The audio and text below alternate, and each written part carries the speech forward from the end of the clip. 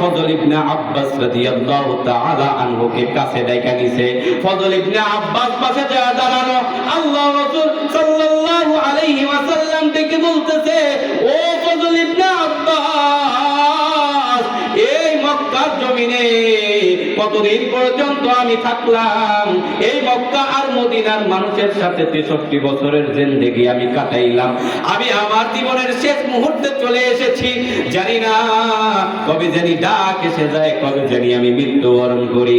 যা যা ও ফজল ইবনে আব্বাস, একটু যায় দেখ মক্কার যত মুসলমান আছে, আমার যত সাহাবী আছে, সবাইকে জায়গায় একটু আমার ঘরের দরওয়াজার সামনে নিয়ে আয়। জানি না কতদিন আমি বেঁচে থাকবো। আজকে সবাই একটু চোখের সামনে দেখি, সবাইকে একটু সামনে বসায় একটু কথা বলি। জানি না কবে জানি মৃত্যুবরণ হয়ে যায়, মরার আগে সবার সাথে একটু কথা বলে নেই। সাহাবী ফজল ইবনে আব্বাস দৌড় দিয়া চলে গেছে। মক্কার যত সাহাবী ছিল সমস্ত সাহাবীর দরওয়াজায় গিয়া ফজল ইবনে আব্বাস ডেকে বলে, ও আল্লাহর নবীর সাহাবীরা, আল্লাহর নবী সাল্লাল্লাহু আলাইহি ওয়াসাল্লাম খবর পাঠাইছে আল্লাহর নবীর শরীরের অবস্থা বেশি ভালো না, না জানি কতদিন আর আমাদের মধ্যে বেঁচে থাকে। আল্লাহর নবী খবর পাঠাইছে, আয় আয় আয় আল্লাহর নবীর দরওয়াজার সামনে একটু বসা যা, দেখ জীবনের শেষ কি জানে একটা নসিহত করার জন্য আল্লাহর নবী ডাকে। সাহাবায়ে কিরাম সব দৌড়ে চলে আসছে।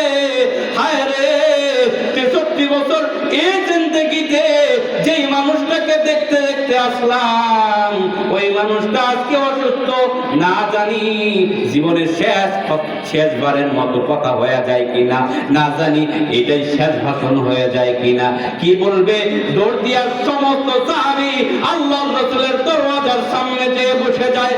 আল্লাহর নবী সাল্লাল্লাহু আলাইহি ওয়াসাল্লাম সমস্ত সাহাবীদেরকে দেখে চোখের কোণায় পানি চলে আসলো।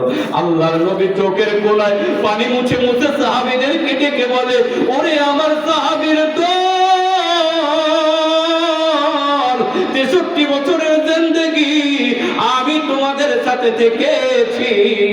আমি জিহাদের ময়দানে বিভিন্ন সময় জিহাদ করলাম, গজওয়ার ময়দানে বিভিন্ন সময় গজওয়ার শরীক হয়ে গেলাম। কিন্তু শোনো, আমি কিন্তু অমন নবী নয়, ইচ্ছা করে কাউরে খতম করতে যাই নাই, ইচ্ছা করে কারোর সাথে যুদ্ধ করতে যাই নাই। আমি মায়ার নবী, আমি দয়ার নবী। কেননা আল্লাহ তাআলা আমাকে দুনিয়ায় পাঠায়া গোটা দুনিয়ার মানুষের কাছে একটা মেসেজ পাঠায়া দিল, ওমা আরসালনাকা ইল্লা রাহমাতাল লিল আলামিন। আল্লাহ আমাকে রাহমাতুল লিল আলামিন বানায়া দুনিয়ার জমিনে পাঠাইছে। আমি ইচ্ছা কইরা কারোর সাথে যুদ্ধ করতে যাই নাই। কাফেরদের সামনে দাঁড়ায়া আমি বলেছি, আনা খাতামুন নবীন লা নবিয়্যা বাদা, আমি শেষ নবী, আমার পরে কোনো নবী আসবে না। ওরা মানতে চায় নাই, ওরা আমারে মারতে আসছে। আমি ইচ্ছা কইরা যুদ্ধ করি নাই, আমারে যখন মারতে আসছে আমি মার ঠেকাইতে গেছি, কাউরে ইচ্ছা করে মারি নাই। কিন্তু 63 বছরের জিন্দেগি আমিও তো মানুষ, আমি তোমাদের সাথে চলাফেরা করলাম। না জানি আমার কোন কথার দ্বারায় তোমরা কষ্ট ভায়া গেলা নাকি, না জানি আমার হাতের দ্বারায় তোমরা কষ্ট ভায়া গেলা নাকি। কারণ আমি নিজে মুখে বলেছি, আল মুসলিমু মা সালিমাল মুসলিমুনা মিন লিসানিহি ওয়া ইয়াদি, প্রকৃত মুসলমান ওই ব্যক্তি যার হাত এবং মুখের দ্বারায় অন্য মুসলমান নিরাপদ থাকে। 63 বছরের জিন্দেগি আমি কি তোমাদেরকে কোনো কষ্ট দিয়েছি নাকি? 63 বছরের জিন্দেগিতে আমি কি তোমাদেরকে কখনো বেশি কথা বলেছি নাকি? সাহাবায়ে কেরাম কেউ উপরের দিকে তাকায় না, সবাই নিচের দিকে তাকায়। তাদের সমস্ত সাহাবী চোখের পানি ফলায় যায়, কারণ 63 বছরে যে কোনো দিন কাউকে কোনো ফাও কথা বললো না, উল্টা পাল্টা কথা বললো না, কারো সাথে গায়ে বাঁধায়া ঝগড়া করলো না। এই লোকটা আজকে অসুস্থ, জ্বরের চোটে উঠতে পারে না, শরীর ব্যথা হয়ে গেছে। এই লোকটা আজকে বলে কি, এই লোকটা সবার কাছে মাপ চায়। হায় রে, সাহাবায়ে কেরাম কান্না শুরু করছে, বুঝি আমাদের নবী আর আমাদের মধ্যে থাকবে না, বুঝি আমাদের নবী আর দুনিয়ায় বেশি দিন থাকবে না গো। নবী শেষবারের মতো বুঝি কিছু বলতে চায়, মায়ার নবী চোখের পানি মুছে আর বলে, ওগো সাহাবীর দল, যদি তোমাদের সাথে কোনো অন্যায় করে থাকি দয়া করে মাফ করে দাও, আর যদি প্রতিশোধ নিতে চাও আসো আসো আমার থেকে প্রতিশোধ নিয়ে নাও, কারণ জানি না কতদিন থাকবো। যদি আমি চলে যাই তাইলে কিন্তু আর প্রতিশোধ নিতে পারবি না, যদি আমি দুনিয়া ছেড়ে চলে যাই কই পাবি আর তো প্রতিশোধ নিতে পারবি না। কারো উপরে যদি অন্যায় করে থাকি আয় প্রতিশোধ নিয়ে আনে। সমস্ত সাহাবী মাথাটা নিচু করে চোখের পানি ছেড়ে দেয়। এমন সময় একজন সাহাবী সমস্ত লোকের মধ্য থেকে উঠে দাঁড়াইছে, দাঁড়ায়া বলে ডাকে আর বলে, মায়ার নবী। সবাই মাথা নিচু করে দিছে, মনে হয় কারো কোনো প্রতিশোধ নেওয়ার বাকি নাই, কিন্তু আমি দাঁড়াইছি, আমার কিন্তু একটা প্রতিশোধ নেওয়ার বাকি, আমি একটা প্রতিশোধ নিতে চাই। আল্লাহর নবী চোখের কোণার পানিগুলা মুছে আর বলে, ওরে সাহাবী, কি প্রতিশোধ নিবা, কি অন্যায় করেছি বলো। সাহাবী দাঁড়ায়া বলেন, নবী গো, এক গজওয়ার ময়দানে আপনি হাতের লাঠি ঘুরাইতেছিলেন, আমি আপনার সামনে দিয়ে যাইতেছিলাম, আপনার হাতের লাঠির একটা বাড়ি আমার পিঠে লেগেছিল। নবী গো, আজকে যেহেতু প্রতিশোধ দেওয়ার কথা বললেনি, আজকে আমি দাঁড়ায় গেলাম, ওই দিন যে আমার পিঠে বাড়ি দিছিলেন, আজকে আমিও আপনার পিঠে একটা বাড়ি দিতে চাই। সাহাবায়ে কেরাম কান্না আরম্ভ করে দিয়েছে, সমস্ত সাহাবীর চোখ দিয়ে পানি ঝরে যায়।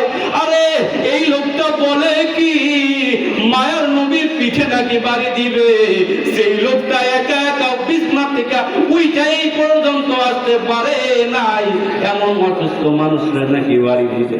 সব সাহাবী ওই লোকটার দিকে তাকায়া আছে। আল্লাহর নবী বললেন, কোন গজওয়াতে তোমার পিঠে বাড়ি দিয়েছিলাম? সাহাবী মনে করায় দিলেন, ওই যে অমুক গজওয়াতে আপনি কিন্তু লাঠি ঘুরাইতেছিলেন, মনে আছে? আল্লাহর রাসূল নিচের দিকে তাকায়া বললেন, হ মনে পড়ছে। আলীকে ডেকে বলে, ওরে আলী, যাও যাও, ফাতেমার ঘরের মধ্যে ওই লাঠিটা আছে, আমার মনে পড়ছে কোন লাঠি দিয়া বাড়ি দিছিলাম, ওই লাঠিটা ফাতেমার ঘর থেকে নিয়ে আসো। আলী দৌড় দিয়া চলে যায়, ফাতেমাকে ডাক দিয়া বলে, ও ফাতেমা, আল্লাহর নবীর একটা লাঠি নাকি এই ঘরের মধ্যে আছে, ওই লাঠিটা দেওয়ার জন্য আমারে পাঠাইছে। ফাতেমা ডাক দিয়া বলে, কেন? আমার বাবা তো অসুস্থ, এই সময় লাঠি দিয়া কি করবেন? আলী ডাক দিয়া বলে, কোন গজওয়াতে জানি এই লাঠিটা দিয়া একজন সাহাবীর পিঠে মায়ার নবী বাড়ি মারছিল, ওই সাহাবী দাঁড়াইছে আজকে নবীর পিঠে বাড়ি মারবে বলে। ফাতেমা দেখায়া দিছে, ওই যে যান, ওই যে লাঠিটা নিয়ে যান, নিয়ে যাইয়া আমার বাবার হাতে দেন। লাঠিটা পাঠায়া দিছে বটে, হাসান আর হুসাইনদের ডাক দিছে, ও হাসান ও হুসাইন এদিকে আয়। আম্মা জান ডাক দিয়া বলে, ওরে হাসান ওরে হুসাইন, শুনে যা, দেখ দেখ, কে জানি তোর নানারে মারার জন্য লাঠিটা বের করে নিয়ে গেল। ওরে বাবা, যা যা, তোদের কচি দুইটা পিঠ তোর নানার পিঠের সামনে পেতে দে, তোর নানার পিঠে যদি এই লাঠি দিয়া বাড়ি দেয়, আমার মনে হয় তোর নানা আর বেঁচে থাকবে না, কারণ অসুস্থ মানুষটা একা একা উঠতে পারে না, একা একা হাত দিয়া খাইতে পারে না, এই লোকটারে বাড়ি দিলে তো বুঝি বাঁচবে না। যা যা, তোর পিঠটা তুই পাইটা দে, ও হুসাইন তোর পিঠটাও পাইটা দিস, তোরা দুইজন জীবিত থাকতে তোর নানার পিঠে যেন কেউ বাড়ি দিতে না পারে। হাসান আর হুসাইন দৌড় দিয়ে গেছে, আল্লাহর রাসূল চড়া ধরে বলে, কে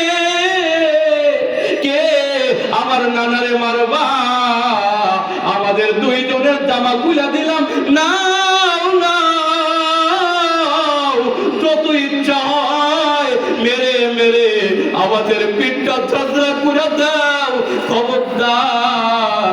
মায় বলছে আমার নানার পিঠে বাড়ি দিলে নাকি আমার নানা মরে যাবে। মায় বলছে আমার নানার পিঠে বাড়ি দিলে নাকি আমার নানা বাঁচবে না, আমার নানার পিঠে বাড়ি দেওয়া যাবে না। আমরা ছোট্ট দুইটা ভাই পিঠ পেতে দিলাম, আমাদের পিঠে যত ইচ্ছা হয় মারা। ওই আল্লাহ রসুলের সামনে যায় যখন দুই ভাই পিঠ চাপিতে দেয়, মায়ার নবী দাঁড়ায় বলে না না, অপরাধ করেছি আমি, যদি বিচার হয় বিচারও হবে আমার, সরে যাও, তোমাদেরকে দিয়া কাজ হবে না। মায়ার নবী যখন দাঁড়ায় গেলেন, মায়ার নবী দাঁড়ায় বলে লাঠিটা নিয়ে এসে আমার পিঠের মধ্যে বাড়িটা দিয়া দে, কিয়ামতের ময়দানে কিন্তু অপরাধী করে দাঁড়া করতে পারবি না। সাহাবী হাতের মধ্যে লাঠি নিয়ে দাঁড়াইছে, দাঁড়াইয়া বলে নবী গো,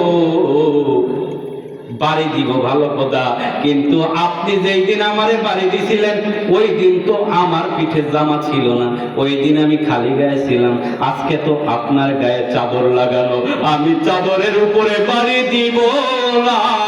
যদি বাড়ি নিতে হয় চাদরটা ফালায়া দেন, খালি পিঠের উপরে বাড়ি দিব। মায়ার নবী গাল থেকে চাদরটা ফালায়া দিয়া বলে সেই দিন তুই যেমন খালি ছিলি, আজকে আমার গাওটাও খালি করে দিলাম।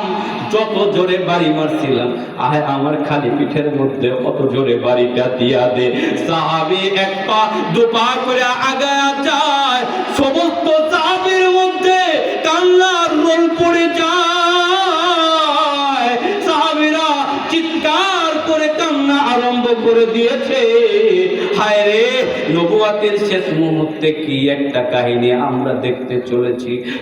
নবী যখন চাদর ফেলায় দাঁড়াইছে, সাহাবী এক পা দু পা করে যাইয়া আল্লাহর রাসূলের পেছনে যায়, লাঠিটা ফালায়া দিয়া আল্লাহর নবীর পেছন থেকে জড়ায়া ধরে বলে নবী, আপনারে মারার লাগা আসি নাই গো নবী, মারতে চাই না, কিন্তু আজকের ভাষণ শুনে বুঝলাম আপনি আর আমাদের মাঝে বেশি দিন থাকবেন না। ভাষণ শুনে বুঝলাম ছাইরা চলে যাবেন, একা ফেলে যাইতেছেন তো না, একা ফেলে চলে যাইতেছেন, কারে দিয়া থাকবো, আমল নাই, কি নিয়ে কবরে যাবো বলুন। একটা ওসিলা তালাশ করতেছিলাম জান্নাতে যাওয়ার, এই জন্য আপনারে খালি গাও বানায়া আপনার গায়ের ঘিরানটা একটু আমার গায়ে লাগায়া নিলাম, আমার গায়ে আপনার গায়ের ঘেরান থাকবে। কিয়ামতের ময়দানে আল্লাহ যদি জাহান্নামে দিতে যায় বলবো কোন শরীর জাহান্নামে দিবেন গো, এই শরীরে তো মুহাম্মাদুর রাসূলুল্লাহর ঘিরান পাওয়া যায়।